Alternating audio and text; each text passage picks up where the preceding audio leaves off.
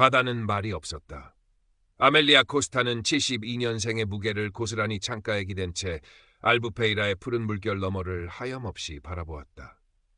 남편 주앙이 세상을 떠난 지 꼭 5년, 파도 소리만이 유일한 벗처럼 그녀의 적막한 집을 채웠다. 아들 페드루는 멀리 브라질에 있었고 손녀 소피아와의 영상통화만이 빛바랜 일상에 잠시 색을 입히는 순간이었다. 그녀의 손에는 늘 그렇듯 뜨개질 바늘이 들려있거나 낡은 시집이 펼쳐져 있었다. 젊은 시절 좋아했던 페르난두 페소아의 시구절들이 때때로 죽은 남편의 목소리로 귓가에 맴돌았다. 내 안에 얼마나 많은 영혼이 살고 있는가? 아멜리아는 종종 스스로에게 물었다. 지금 그녀 안에는 사무치는 외로움이라는 단 하나의 영혼만이 존재하는 듯했다. 그 주말 리스본에서 대학을 다니는 소피아가 할머니를 찾아왔다. 햇살처럼 밝은 손녀는 아멜리아의 그늘진 얼굴을 보자마자 안타까움을 금치 못했다. 할머니, 이렇게 혼자 계시면 병나요. 친구도 좀 사귀시고 말벗도 만드셔야죠. 소피아는 할머니의 낡은 스마트폰을 능숙하게 조작하며 시니어 데이팅 앱이라는 것을 설치했다. 여기 봐요. 할머니 또래분들도 많이 이용하신대요. 그냥 가볍게 대화만 나눠도 좋잖아요. 아멜리아는 손사래를 쳤다. 얘야, 이 나이에 무슨 주책이다. 하지만 소피아의 간곡한 설득과 믿져야 본전이라는 말에 마지못해 고개를 끄덕였다. 프로필 사진으로는 창가에 놓인 바다 풍경 사진을, 속의 글에는 젊은 시절 좋아했던 시의 한 구절, 사랑은 생각의 내용이다를 적어 넣었다. 며칠 후 스마트폰에서 낯선 알림음이 울렸다. 리카르도 실바라는 이름의 남성에게서 온 메시지였다. 자신을 리스본에 거주하는 60대 후반의 사업가라고 소개한 그는 아내와는 오래전 사별했고 자녀들은 모두 출가하여 외롭게 지낸다고 했다. 그의 프로필 사진은 지적이고 온화한 미소를 띤 중년 남성이었다. 포르투갈의 유명한 아줄레주 타일처럼 푸른빛이 감도는 눈동자가 인상적이었다. 리카르도는 매일 아침 저녁으로 아멜리아에게 다정한 안부 메시지를 보냈다. 그녀가 프로필에 적어둔 시 구절에 대한 깊이 있는 감상을 나누며 자연스럽게 공통의 관심사를 찾아냈다. 그의 문장은 감성적이었고 때로는 파도의 선율처럼 애잔한 그리움을 담고 있었다. 오늘 리스본에는 가을비가 내립니다. 아멜리아. 당신이 있는 알부페이라의 하늘은 어떤가요? 당신의 프로필 글귀처럼 제 생각 속에도 온통 당신으로 가득 차 있습니다.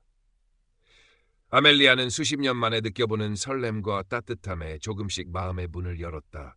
그의 메시지를 기다리는 것이 하루의 가장 큰 즐거움이 되었다. 얼마 지나지 않아 그들은 전화통화를 시작했다.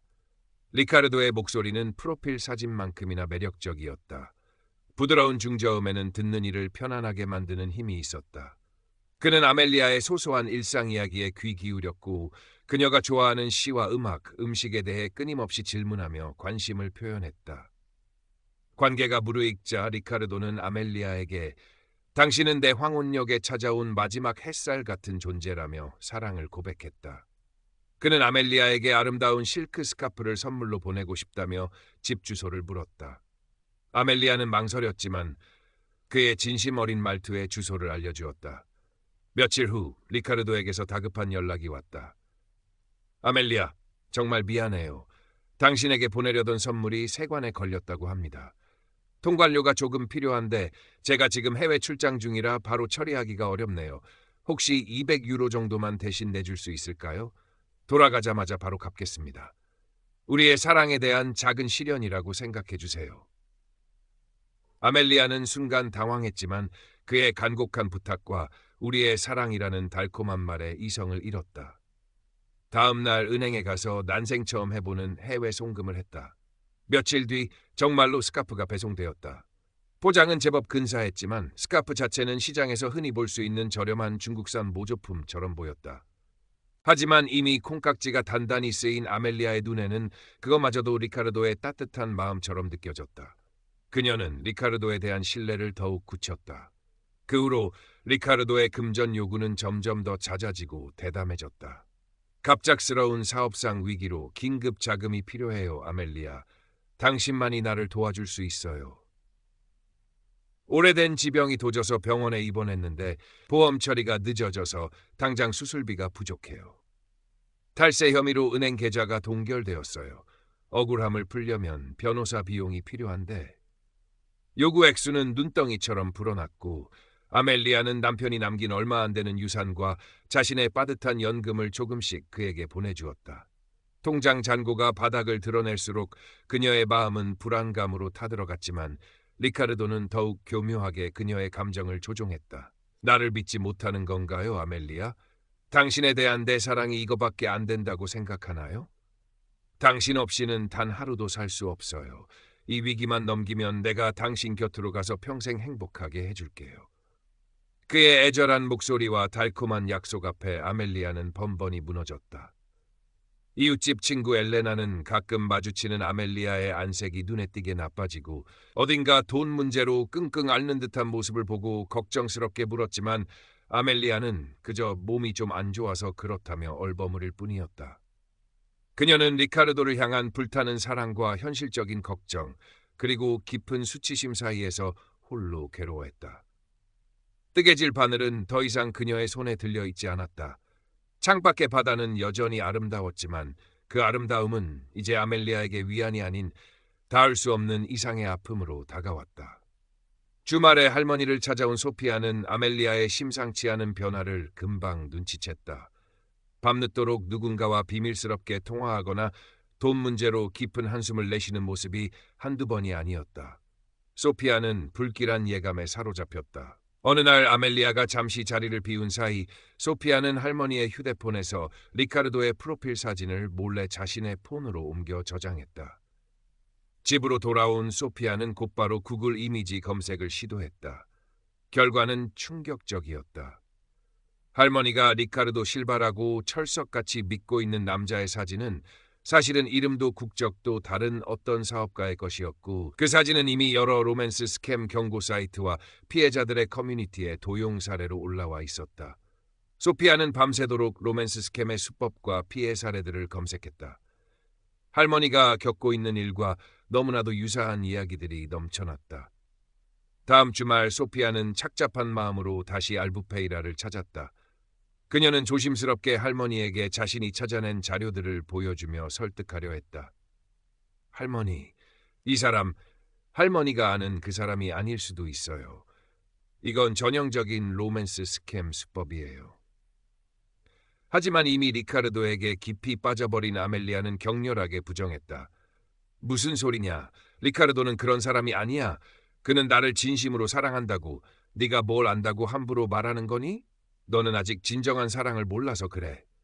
아멜리아는 소피아에게 처음으로 큰 소리를 쳤고 손녀는 할머니의 완고한 태도에 상처받고 눈물을 글썽였다. 모녀 사이에는 깊은 골이 패는 듯했다. 그러나 소피아의 말은 아멜리아의 마음 한구석에 작은 의심의 씨앗을 뿌렸다. 밤이 되면 리카르도의 달콤한 목소리가 그 의심을 잠재우는 듯했지만 낮이 되면 어김없이 불안감이 고개를 들었다. 그녀는 마치 두 개의 영혼 사이에서 갈팡질팡하는 듯했다. 절정은 예고 없이 찾아왔다. 어느 날 저녁, 리카르도에게서 평소보다 더욱 다급하고 애절한 목소리의 전화가 걸려왔다. 아멜리아, 내 사랑, 드디어 우리가 함께 살 아름다운 집을 찾았어요. 리스본 근교에 당신이 좋아하는 바다가 보이는 언덕 위의 하얀 집이에요. 그런데 계약금이 아주 조금 부족해요. 당신과 함께라면 이 마지막 기회를 절대로 놓치고 싶지 않아요. 이번 한 번만 나를 도와주면 내가 가진 모든 것을 걸고 약속할게요. 바로 당신에게 달려가서 내 모든 진심을 증명해 보이겠어요. 이 돈만 해결되면 우리는 영원히 함께할 수 있어요. 그가 요구한 금액은 아멜리아가 가진 거의 전 재산에 해당하는 거액이었다. 아멜리아의 심장은 절망적으로 빠르게 뛰었다. 리카르도를 향한 맹목적인 믿음과 사랑, 그리고 모든 것을 잃을지도 모른다는 처절한 두려움 사이에서 그녀는 밤새도록 뜬 눈으로 고민했다. 창밖에서는 여느 때처럼 파도 소리가 들려왔지만 그 소리는 마치 그녀의 혼란스러운 마음을 비웃는 듯했다. 결국 아멜리아는 리카르도를 믿기로 결심했다. 이것이 마지막 기회일지도 몰라. 그를 믿지 않으면 나는 평생 후회할 거야. 다음 날 아침, 그녀는 떨리는 손으로 남편과의 추억이 깃든 낡은 집문서를 챙겨들고 은행으로 향했다. 평생을 살아온 정든 집을 담보로 대출을 받거나 마지막 남은 정기 예금을 해지할 생각이었다. 은행 창구에 앉아 초조하게 순서를 기다리는 아멜리아의 등 뒤에서 익숙한 목소리가 들려왔다. 할머니, 소피아였다. 어떻게 알고 왔는지 소피아는 땀으로 흠뻑 젖은 얼굴로 숨을 헐떡이며 아멜리아의 앞을 막아섰다. 할머니, 제발 멈추세요. 그 사람은 사기꾼이에요. 소피아는 그동안 밤새워 모은 결정적인 증거들을 아멜리아의 눈앞에 펼쳐 보였다. 리카르도의 사진이 도용된 수많은 증거들, 비슷한 수법에 당한 다른 피해자들의 절절한 온라인 증언들, 그리고 아멜리아가 송금한 돈이 흘러들어간 정체불명의 해외 계좌 추적 정보까지. 소피아는 미리 은행의 보안 담당 직원과 사이버 수사대의 자문을 구해 이 정보들을 확보했던 것이다. 은행 창구 직원 역시 아멜리아의 불안한 표정과 비정상적인 거액 인출 요청에 이미 로맨스 스캠을 의심하고 있던 터였다. 직원은 조심스럽게 아멜리아에게 경찰에 신고할 것을 권유했다. 눈앞에 펼쳐진 냉혹한 증거들과 손녀의 진심 어린 눈물 앞에서 아멜리아는 마침내 자신이 얼마나 어리석게 속았는지를 깨달았다. 리카르도의 달콤했던 속삭임, 그의 따뜻했던 눈빛, 함께 꿈꾸었던 미래, 그 모든 것이 한낱 신기루였다는 사실이 비수처럼 그녀의 심장을 꿰뚫었다. 아멜리아는 그 자리에 주저앉아 아이처럼 통곡했다. 그녀의 울음소리는 은행의 차가운 대리석 바닥에 부딪혀 공허하게 흩어졌다. 72년생의 자존심과 마지막 로맨스에 대한 꿈이 산산조각나는 순간이었다. 그 후 며칠 동안 아멜리아는 식음을 전폐하고 깊은 절망의 늪에 빠졌다. 방 안에 틀어박혀 하염없이 눈물만 흘렸다. 리카르도, 아니 그 정체 모를 사기꾼은 당연하게도 연락이 두절되었고 세상 어디에도 그의 흔적은 남아있지 않았다.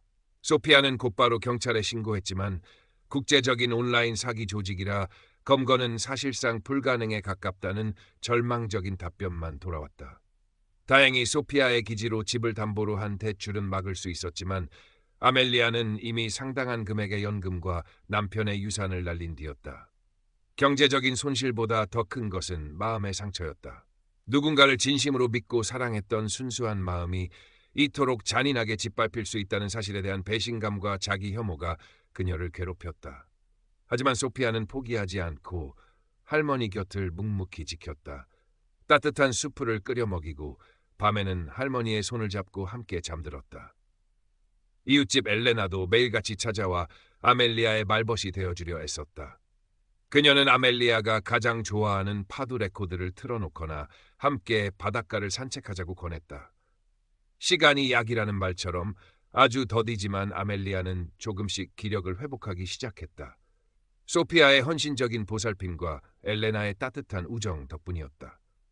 그녀는 여전히 슬픔을 완전히 떨쳐내지는 못했지만 이전과는 다른 무언가가 그녀 안에서 조용히 자라나고 있었다. 그것은 아마도 상처 입은 영혼의 작은 저항, 혹은 다시 한번 살아가려는 희미한 용기였을 것이다.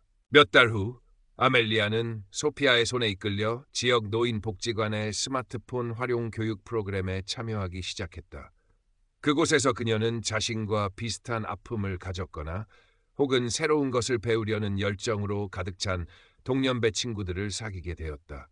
처음에는 어색했지만 서툰 손놀림으로 스마트폰을 배우고 함께 웃고 이야기하면서 아멜리아의 얼굴에는 조금씩 생기가 돌기 시작했다. 그녀는 여전히 매일 창밖의 바다를 바라보았다. 하지만 이제 그 눈빛에는 절망 대신 조용한 다짐과 작은 호기심이 어려 있었다. 어느 밝은 봄날 오후, 아멜리아는 집 앞 작은 화단에 소피아가 선물한 이름 모를 꽃씨를 심었다. 흙을 만지고 씨앗을 심는 그녀의 주름진 손길은 조심스러웠지만 어딘가 모르게 희망에 차 있었다. 그녀의 얼굴에 아주 희미하지만 잔잔한 미소가 떠올랐다. 바다는 여전히 말이 없었지만 이제 그 침묵은 아멜리아에게 끝없는 절망이 아닌 새로운 시작을 속삭이는 듯했다. 그녀의 삶은 아직 끝나지 않았고 작은 기쁨들은 세상 곳곳에 숨겨져 있다는 것을 아멜리아는 아주 천천히 다시 배워가고 있었다.